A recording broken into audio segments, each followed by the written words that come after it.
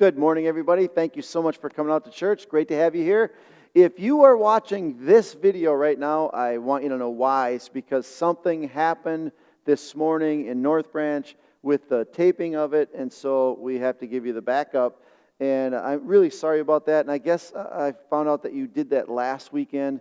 I'm so sorry you had to listen to the backup video last weekend. But if it happened again and you're watching this, we definitely will try to fix the problem, whatever it was. So anyway, it's great to have you. Appreciate it. If you are new with us today, we are finishing up a series. We've been on a series for a few weeks, and it's called Death by Distraction. And we've been talking about the dangers of being distracted in our life. And if you want to hear the rest of them, just go online and you can watch the rest of the messages that we've had in this series. You know, a lot of you that do come here, you probably know that I really like to bow hunt. I love to hunt. I've shown pictures of all that stuff before. But what you might not know is that how much I was into archery in the past. Now, I like to bow hunt, I still do, but there was a time about 20 years ago when I started actually shooting a bow. I mean, I really got into it. I was at the archery shop all the time, keeping up on the newest stuff. You know what it's like to be involved in a hobby or something you really get into. I mean, I was really into it. I was shooting every single day, you know, and I had all the latest equipment, and anything new come out, I'd look at it and try that on my bow or help out with different arrows as arrows have changed over the years. And I knew everybody at the archery shop. I was there so much. I actually joined a league. I was on a league 2 nights a week, so I was shooting on a league a couple nights a week, and then I even got involved in some tournaments, and I was shooting tournaments, and I was at a tournament. This is just for fun. I was at a tournament one time, and it's where you shoot 4 arrows at your 20 yards away. You shoot 4 arrows at a target, and you get your score. You know, the middle ring is the most, and it goes out, and you score, and then you move on to the next target. Well, during one of those, I got to show you this, that I shot the first arrow into the bullseye. These fletching here, these feathers, is the end of the arrow. This was the first arrow. The end of it broke off, but this arrow was in the bullseye. Then I shot the second arrow, and it went right into the first arrow, and maybe you've heard of that before. That's called a Robin Hood, when you shoot one arrow into the other. But what's really unique about this situation is the third consecutive shot, went into the second arrow, which was in the first arrow, and this is called a double Robin Hood. Yes, I hope you're impressed. A double Robin Hood. And as far as I know, has never ever been done before by 3 consecutive arrows by nobody. And at least that's not been documented or nobody knows about that. So I thought that was pretty impressive. But here's the point. I'm really not that good, nor was I. This was incredibly lucky, but it happened to me. So I thought that was pretty cool, and I keep that arrow around. But you know what? Here's the thing. So I'm so into archery and doing all that stuff, but you know what? I don't do that anymore. I don't know anybody at the archery shop. I don't keep updated on the latest stuff coming out. I don't know every bow manufacturer, what they're doing. I just don't do that anymore. I still bow hunt, and I love it, but I'm not into archery anymore like that. But, you know, I started to think about that, and like, gosh, I got a few things in my past that I just don't do anymore, and I used to be so involved in it. I remember there was a season in my life that I bowled. There was like 3 years that I was on a bowling league with a guy I worked with, and I bought my own ball, you know, and had it drilled just for my hand, and had a case, and, you know, got all the stuff, and my own bowling shoes and all that, and I was bowling all the time. But I haven't bowled in years. I don't bowl anymore. Here I was so into it, now I don't do it anymore. Another thing was golfing. There was a time in my life that I went golfing every single week. It was Thursday mornings with some other guys. We went before the place opened, and then we paid when we were done. And we just did it for again, about 3 years. Got into it, all the garb, and all that stuff. But it's been years since I've golfed. I might golf once a year now. It's just gone out of my life.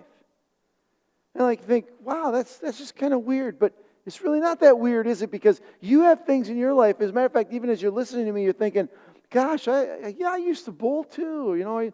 I used to do this. I don't do that anymore.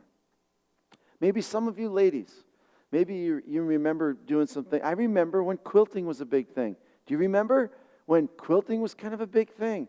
Well, then it moved into, you remember when stamping it up was a big thing, and everybody was kind of into stamping. I don't know if anybody does it anymore. Then it was scrapbooking, and maybe you still do, but the big craze, scrapbooking, everybody bought all the stuff, went to classes, all that stuff. What happened? Don't do that anymore. I mean, what happens to these things? It's not necessarily a bad thing that we don't do them anymore, but really what happens, and I think this is what happens. Sometimes just the newness wears off. Come on, admit it. Sometimes it's just exciting when it's new and you're learning, like, that's really cool, and it just kind of wears off. Sometimes you're spending too much time at it, and you go, man, I got to get back to my life, and I've been irresponsible because I've been spending too much time at this. Or a lot of times I think what most happens is we find something new.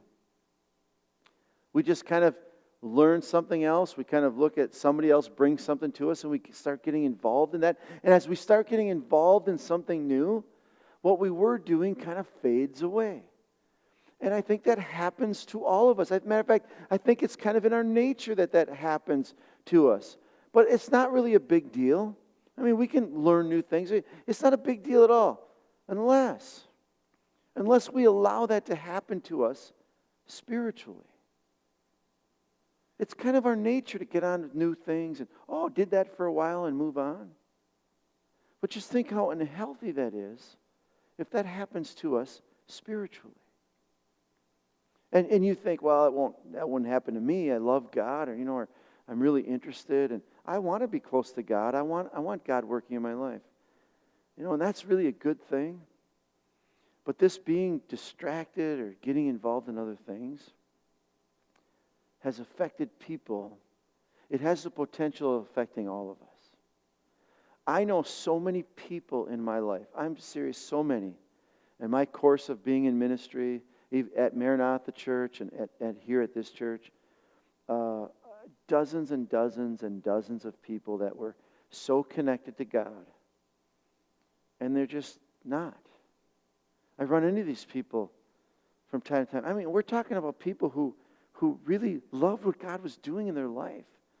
When they were excited about God, they helped out in church, they were tenders, they invited other people, they wanted other people to know.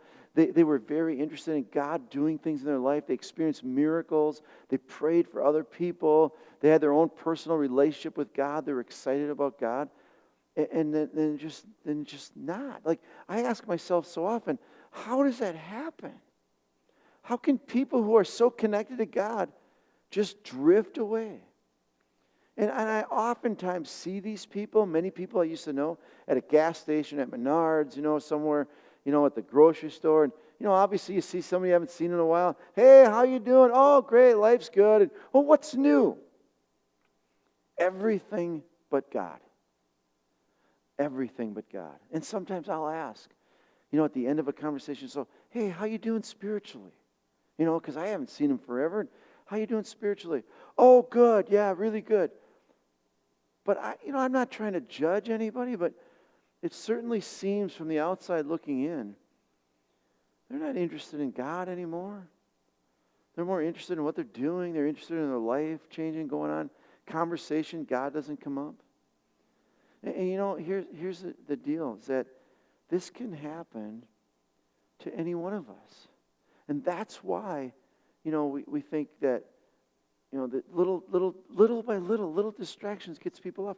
That's why in this whole series, we've kind of used this as a theme, because, listen, this is so incredibly true. That it really is the problem with distractions. And it doesn't happen all the time, but there's a severe issue with it. The problem with it is the potential for destruction in our life.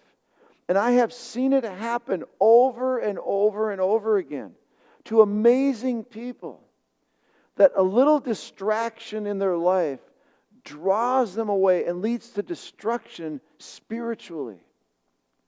That they aren't connected to God anymore, at least not like they were. And they're kind of separated. They're just distant from God in their life. And here's the thing. That distraction can happen to anybody.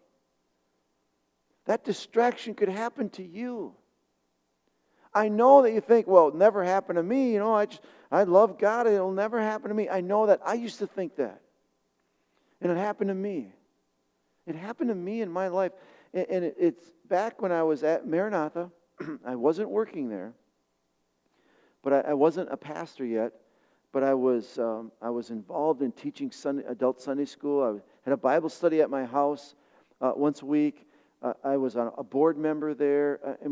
I loved God. I wanted to see the church grow. I wanted to see people experience a relationship with God and the forgiveness of their sins.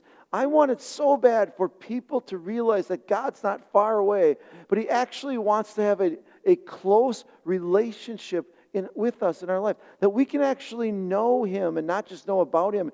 And I was very, very excited about that. I loved how God was speaking and moving in my life. And then something happened, and here's what it was. And it was so subtle that we were going to build a new house. And I knew that I was going to general contract it, and I was going to do a lot of the labor myself. I was just going to do a lot of the stuff myself on building the house. And so I went to my brother and my dad. They were pastors at the time at Maranatha. And I went to them and I said, hey, I'm going to have to take the summer. I'm going to have to step away here for the summer. I'm going to have to take a little time off from what I'm doing. I'm not going to be able to teach adult Sunday school for the summer. I'm not going to have a Bible study at my house for the summer. I'm not going to make meetings, for the summer, because I'm going to be so busy building this house. But here's the thing. It's just going to be for the summer. I'll be back. I'm just taking this little time off. And so I started building this house. And listen, I understand and I know that we are all intelligent people. It's hard to be fooled. But I was fooled. I was deceived by what I thought was 3 months to do this. Really turned into 6 months. Turned into a year. Turned into a year and a half. It was my brother who actually had to come to me and say, hey, Kevin, you kind of drifted. Are you going to come back and be a part of the church? Are you going to come back and, do ministry again, and you're going to do this? And I said, well, of course I am. I told you I'm just going to take 3 months off. Of course I am. I just had to build the house, And here's the thing. I'm embarrassed about it now, but I kind of really thought it was just a short time. What I saw was it seemed like me, it was just a few months. It was a year and a half. It's amazing how deceiving that could be, that just so much time went by. And I wasn't even really aware of it. But here's probably the biggest thing.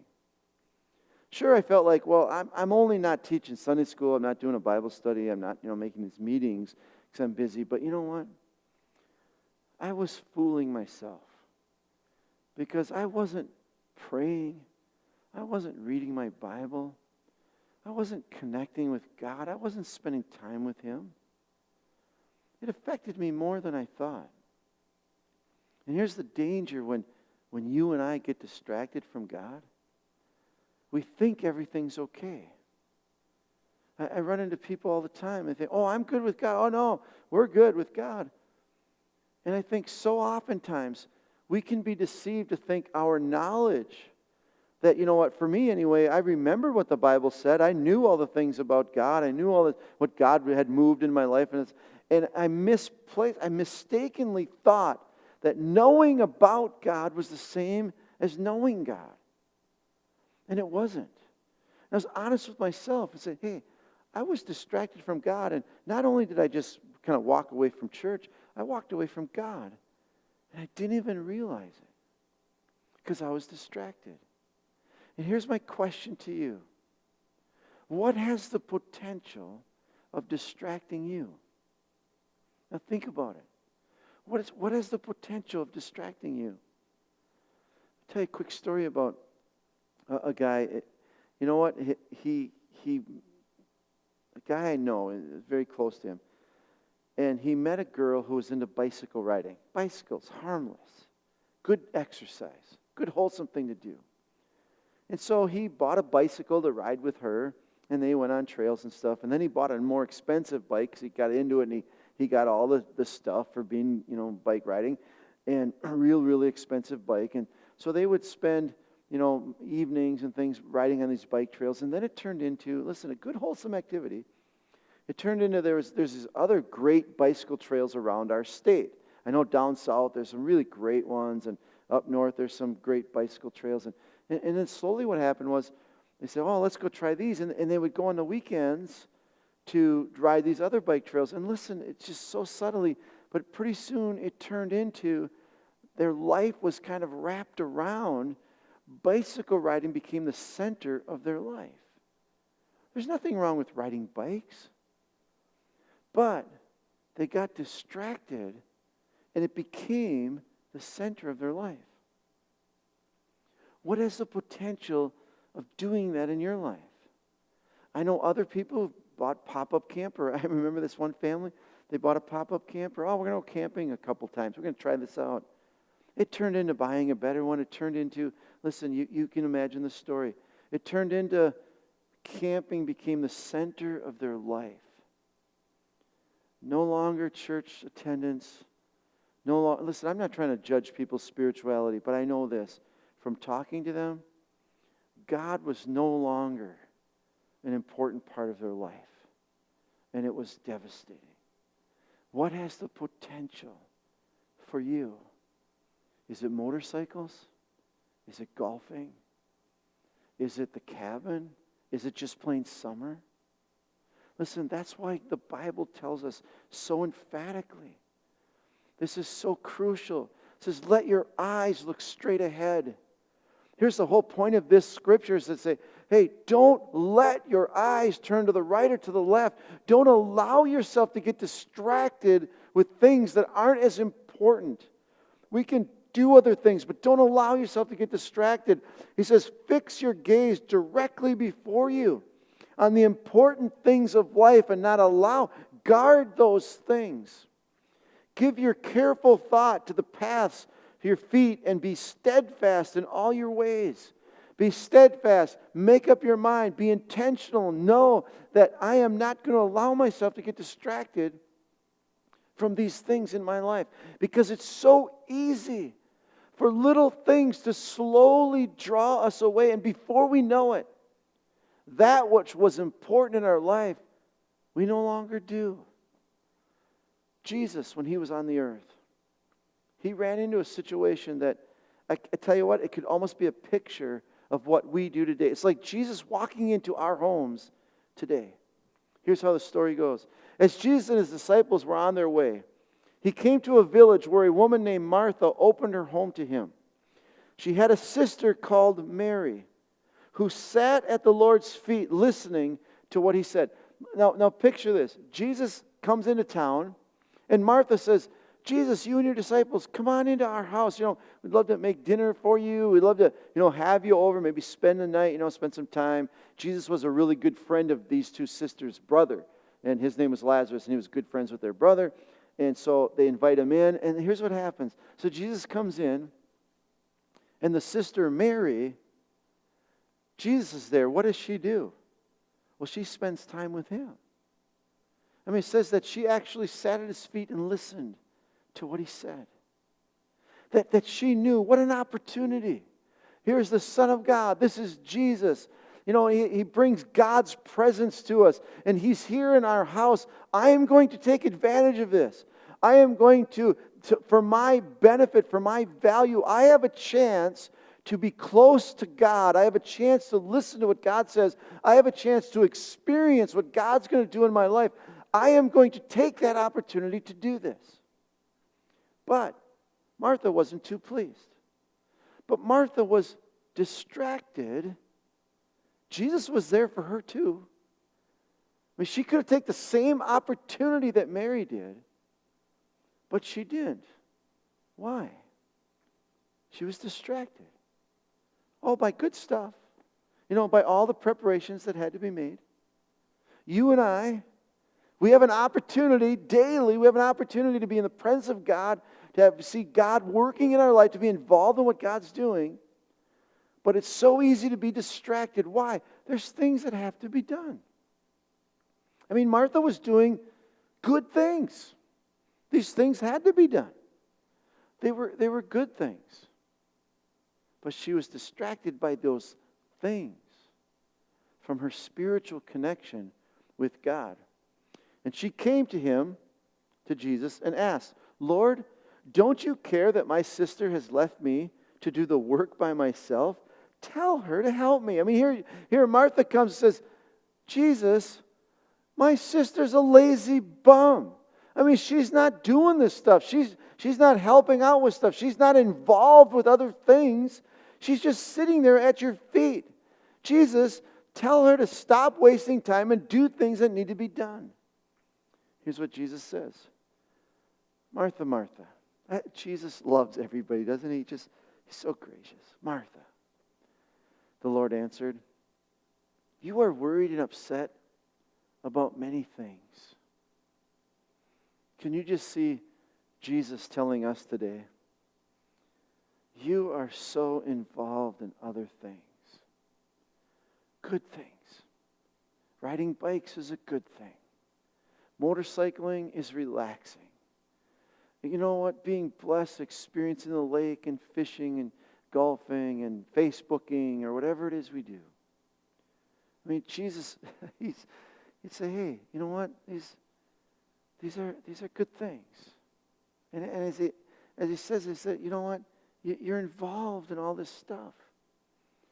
But, listen carefully. But few things are needed. Not everything we do is really beneficial. Or indeed, only one. That's what Jesus is saying to all of us. There are many things. They're good things. But there's only one that's a must. There's so many things that you and I can be involved in. So many things we should be involved in, we should enjoy. But not at the cost of one. There's one thing more important in all of our lives than anything else. And Jesus is making this so clear that there's only one thing that you got to make sure you do. Don't ever be distracted by other things with this one thing. And Mary has chosen what is better. Mary chose to do that one thing before everything else. She wasn't going to miss this opportunity. She wasn't going to allow herself to be distracted with important stuff, with all the other things to do. She wasn't going to allow herself to be distracted with that. She was going to make sure that the priority, that the focus of her life was that first, and that is connecting with God and staying connected with God. And Jesus said, hey, that's the one thing that's most important. And that is the better choice than anything else we can do. And he goes on and says, and it will not be taken away from her. No, I'm not going to tell her to do all of this other stuff. There's other time to do those things. You and I in our lives, we can do the things in life. The caution is to not allow ourselves to be distracted from those important things. The problem with distraction is the potential for destruction in our lives. And I'm not saying that you go on a bike ride or you go to the cabin that there's going to be destruction spiritually. I'm not saying that. What I'm saying is this, that we need to be warned, we need to be careful that the problem with being distracted is the potential for that to happen in all of our lives. So how can you and I keep this from happening?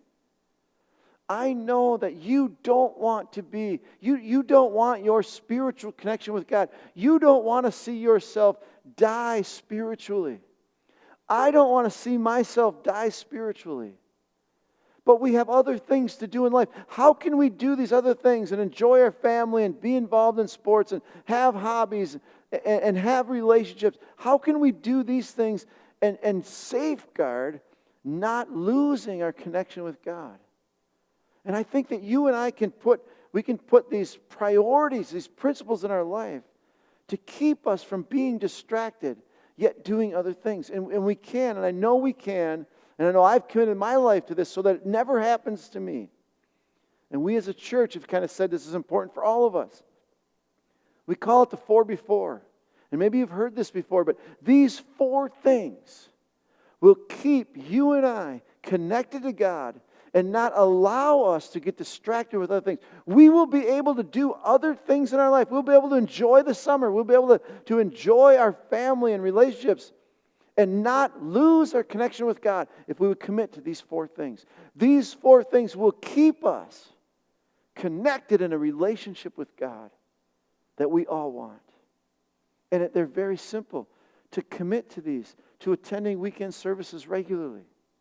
Yeah, even in the summertime. It doesn't mean every week. Listen, I don't know how many people have kind of drifted away for the summer. I see it happen year after year. People, good people, connected to God. Their church regular attendance, they're involved in what God's doing. They're talking about God. And then summertime comes and they leave. And here's the part. So oftentimes in the fall, only 3/4 of them come back. Summertime distracted them so much that they don't come back. Not that coming to church is the only thing that matters spiritually, but it certainly is important. You and I committing to regular weekend attendance doesn't mean we have to come every week, but it does mean this, that we don't allow ourselves to not make it a part of our life. That sure you can go to the cabin, sure you can go on vacation. Of course you can. It's not a religious thing we have to do. But the fact that we don't just walk away from that importance of weekend attendance. And listen, for some of you, if you go to the cabin for the whole summer, every weekend, go to church in whatever town your cabin's at. It's important to stay connected spiritually to other people. Make weekend service a regular part of your life. Join a small group. Here's the thing. Small groups, in this church anyway, they meet twice a month, most of them do. And they're during weeknights. So, twice a month. And here's the thing. If you and I will stay connected to a small group twice a month, meet with them, it will keep us from being distracted spiritually. It will keep us connected to other Christian people and learning about God and growing spiritually. It's so important. The next one is being generous with your resources. Listen, if you want to guarantee, and I know I do, if you want to guarantee that you will always be connected to God and what He's doing, then invest in what He's doing. For any one of us, it is a safeguard for us drifting or being distracted. If you and I are to invest into what God's doing, we will always stay connected to Him. By investing means volunteering for something. Hey, we got some things coming up. As a matter of fact, I'm really excited about these. We have 3 parades coming up this summer. I mean, even committing to, I'm going to invest myself in those parades. I'm going to be a part of that. Or I'm going to be a part of some kind of weekly service, or I'm going to help out in some area of the church. Keeps us connected if we're invested. Investing our finances, we know this, we've talked about this before, that where we invest, there our heart is. And I know so many of you are doing the reoccurring online giving now. It's awesome. Why? Because it's going to keep you connected and it will keep you from being distracted. It's a boundary that will keep you from being distracted from the things of God. And you will always stay connected when you're invested. And the last one is to invite others. Listen, to never walk away from, don't let yourself get distracted from this. Every human being needs to know Jesus Christ. Everybody needs a relationship with God through Jesus Christ.